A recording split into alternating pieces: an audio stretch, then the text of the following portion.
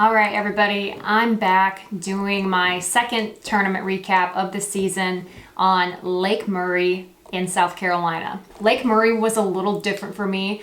It was one of the Hobie satellite events, and I knew the first time I'd ever see the water was the morning of the tournament. So kind of tough. I didn't have any experience on that lake. I wasn't able to even get an hour of pre-fishing in, drive around, look at the watercolor, anything. So that kind of made me rely solely on my breakdown of Navionics and Google Earth to try to hopefully select an area that could produce some fish against all these local guys. So let's take a look at what I was looking for when looking at a map of Lake Murray. Okay, so let's take a look at Lake Murray. It's located just west of Columbia, South Carolina. As you can tell, it is a giant reservoir. What I was looking at here, I decided I was either going to fish upriver or one of these big south-facing pockets. I figured with all the rain, the river might be blown out, then kind of concentrated my efforts to some of these larger creeks here. The lake kind of reminded me of Table Rock, to be honest. It's fairly deep, it's got a lot of character. What I was looking for here was a lot of diversity. Obviously, having no time to pre-fish the lake whatsoever, never even getting eyes on the lake, not knowing the water temperature, I didn't know where the bass on this lake would be in their transition. So I ended up picking out this area right here. It looks like I had a lot of good secondary stuff. You've got a big point that comes out here, another really good point here where the channel butts up against this bank. You've got deeper docks, you've got shallow docks, a lot of little cuts, some road beds going through there.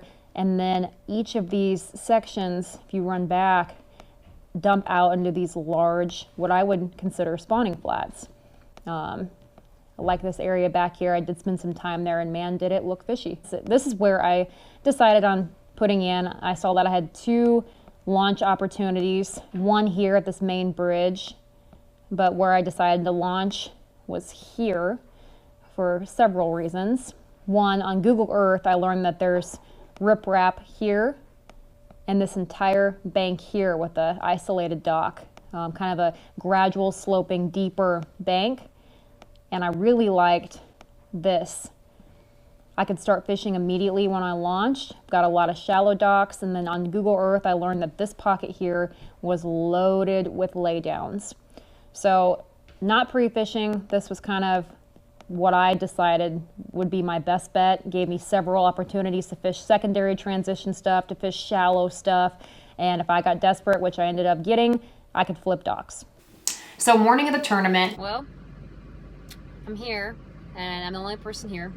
That could either be a really good thing or a really bad thing. But the watercolor looks good. It's what I wanted. A little bit of stain, riprap on the bridge, and I'm gonna check out this back pocket with these laydowns and see what we can do. Really neat thing, I was able to use the T-bone with the truck as opposed to the trailer, and I found that was really easy to load and unload my Hobie PA14. So that was a good start to the day. And again, like I said, this area was really nice because I was able to start fishing immediately. I kind of worked back in that shallow cut. It was probably about 3 to 5 foot of water, laydowns everywhere. It looked really good. I threw a lipless, I threw a jackhammer, I flipped a jig, I threw a shaky head. Kind of did about everything back in that little pocket. The watercolor pretty stained, and I wasn't having much luck. I spent about an hour back there, and then I kicked out to that bridge and kind of fished the riprap for a while, figuring I could at least pick up a smaller, a couple small fish, couple bites there. That didn't happen either. Eventually, I kind of made my way to a gradual sloping mud bank. No character whatsoever about it, just randomly thought I'd fish it and flipped a shaky head in there. About my third cast, missed a fish immediately. So I stayed there and fished that for a little bit and didn't get another bite. About 11 o'clock in the morning, I was starting to feel the first signs of I made a huge mistake. Probably shouldn't have picked this area. I was debating, I think we've all been there, should I load up, relaunch, but I didn't really have a backup plan. So I told myself I was going to pick this apart, find the fish, make them eat. So when I get desperate, I go straight to the docks, and I did. A lot of the docks, I was graphing on my side scan, and you could visibly see exposed brush piles that the owners had placed there. A lot of stuff around these docks made them look really fishy. You can tell the clarity here was a little bit better on these docks. These docks were about 3 to 10 foot of water. So I spent a good amount of time kind of working back towards that, one of the main creeks there. About an hour and a half of that hadn't even got bumped. So I kind of got into a rhythm where you just kind of cast and move and parallel cast and move. And of course, as I'm doing that, just almost robotically, I get bit. And as you can see, I was unable to slow my boat down, resulting in me going into the dock and not having the ability to land that fish. Naturally, after that disaster, just act like it didn't happen. Keep fishing. So I went back to that same area. I had graphed what looked like a pallet to be on my side scan where I got bit on a spinner bait. So I decided to flip in a shaky head, and my next cast doing that, I picked up this 13 3/4 inch fish. That would have been my first fish of the tournament. Nothing exciting, but it did give me a little bit of hope that I could probably pick these apart and maybe scrap a limit. So I started working the docks all the way back, and I wasn't really having much luck.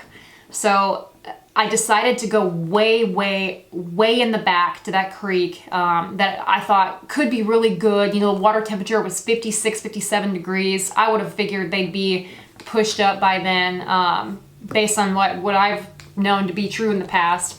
So I went to this area, and it looked awesome. I mean, there was probably too much cover. This whole back bay had a real narrow little creek channel that was about 5 or 6 foot, but then the whole flat was about 2 to 3 foot of water. And as you can see, there were laydowns and brush piles everywhere. So I devoted, aka wasted, about 2 hours there, fishing it, picking it apart, trying to find something going on, and didn't have much luck. So I ended up going back on the other side of that big creek. One side had the deep docks, one side had another creek channel, and a couple places it butted up against the bank. And I did kind of think about, sometimes in the spring I have luck on those deeper banks where the channel comes right up against it and there's some structure there. So I worked over that way, looked at a couple places on my map because I was running out of time, found 2 areas where the channel butted up against the bank right there, flipped a jackhammer in, caught a 15.5 right off the bat.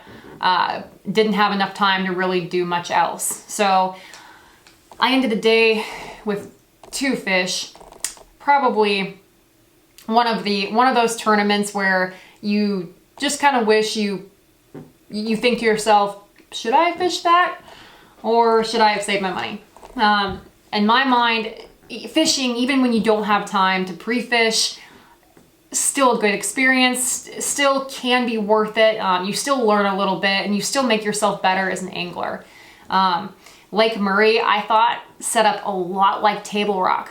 Super deep. I figured that, there could be fish caught anywhere in the lake. Probably wasn't a good sign that I didn't see a single bass boat in that entire creek I was in. Saw 2 crappie guys. Probably not a really good sign. I wasn't marking bait. My graph was, aside from the structure on my side scan, it was like the Dead Sea. So hindsight, maybe I could have unloaded, relaunched somewhere, but without having any idea or any clue of what's going on in that lake, I figured my best bet was to conserve my time, grind out the area, see if I can find some fish, and make something work. This time it didn't happen. A part of me didn't even want to do a recap on this tournament because obviously it was not successful for me, but I think it's important to kind of show that we all, have those tournaments where things just don't go your way, you make some mistakes, you don't have much confidence, you don't have everything put together, and you don't have a game plan.